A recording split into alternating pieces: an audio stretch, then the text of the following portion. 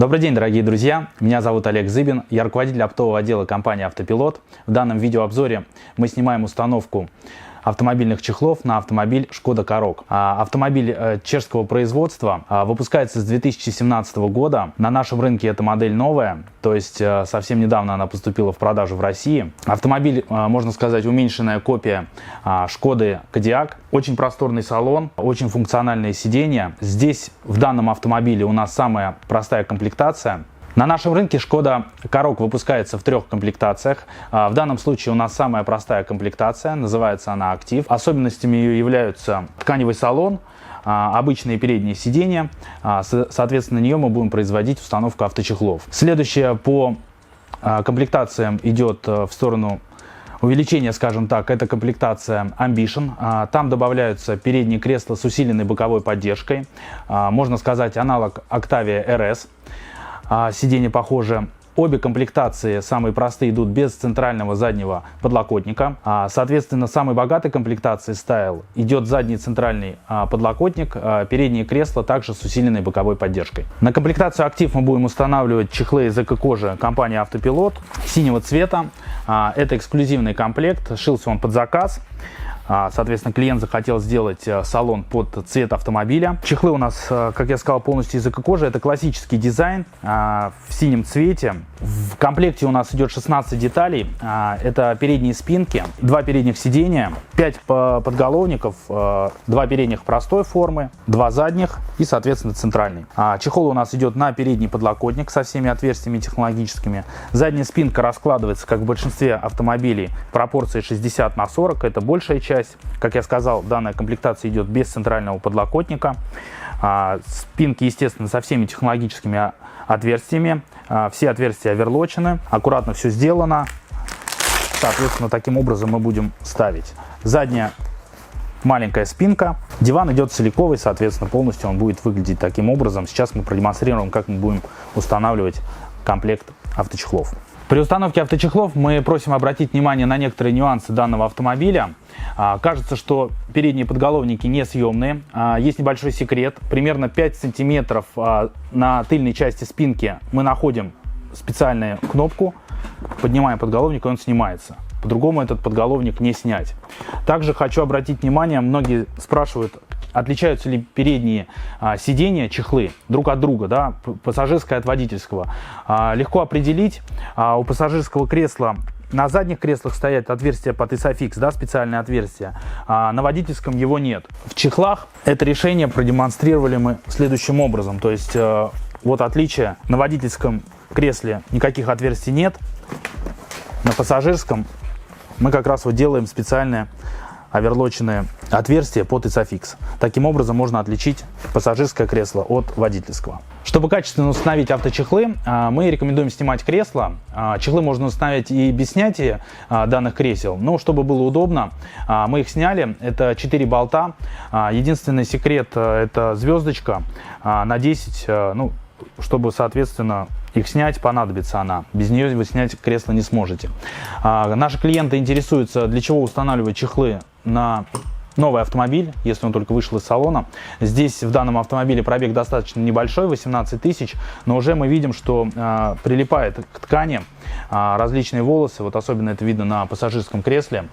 Уже образуются пятна, то есть не такой большой пробег. Автомобиль достаточно новый, но уже видно, что ему требуется дополнительный уход, то есть это химчистка, либо какие-то специальные средства. Друзья, хотим обратить внимание, что в данном кресле, особенно в пассажирском, между спинкой и сиденьем очень маленькое расстояние. Здесь вам понадобится линейка для того, чтобы продеть крючки с резинками.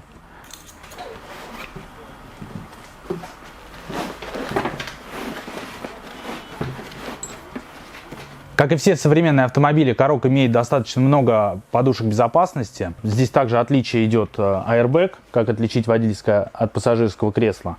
Наши чехлы не препятствуют срабатыванию подушек безопасности. На соответствующей спинке есть ярлык airbag.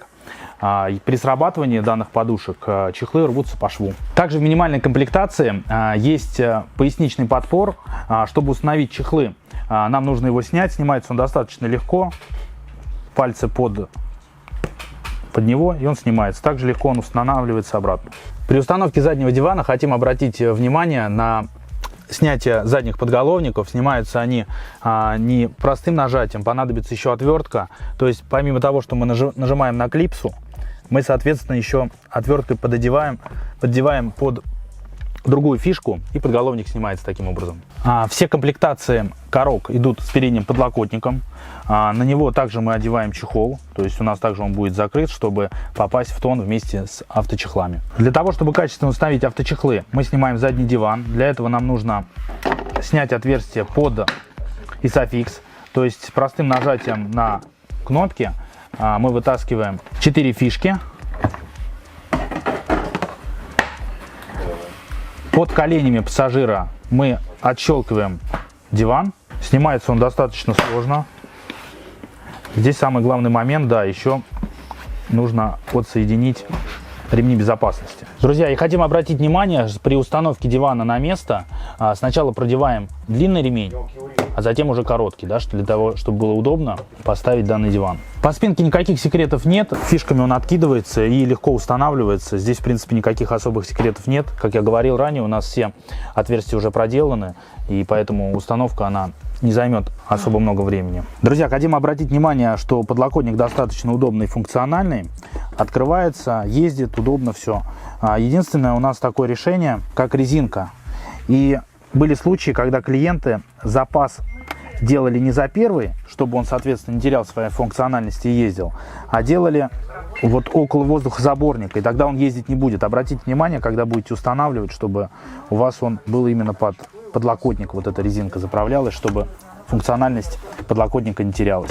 Дорогие друзья, спинка устанавливается достаточно легко, как большая, так и малая за водителем. А вот диван установить не так легко, поставив на место. Нужны сноровка, опыт.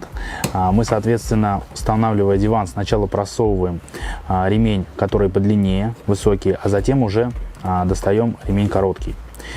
Также достаточно сложно назад поставить крепление Isofix, то есть тоже обратите на это внимание. Дорогие друзья, мы установили чехлы на пассажирское кресло автомобиля Шкода Корок. Срок годности наших чехлов не ограничен. Срок эксплуатации от 3-4 лет. Гарантию мы даем год на швейный материал. Приобрести нашу продукцию вы можете на нашем сайте автопилот1.ру. В нашем розничном магазине, который находится в Москве на Каширском шоссе, в автомобильном торговом центре Москва. Установку мы производим в районе Зябликова в нашем фирменном установочном центре. Для наших оптовых партнеров есть специально созданная база автопилот-base.ru, где можно оформить заказ на авточехлы и на остальную нашу продукцию. Если нравится наша работа, подписка, лайк, колокольчик. Если хотите увидеть какие-то видеообзоры по установке авточехлов, либо какие-то секреты в установке автомобильных чехлов, пишите в комментариях под этим видео. Делаем с любовью, продаем с гордостью. Компания Автопилот.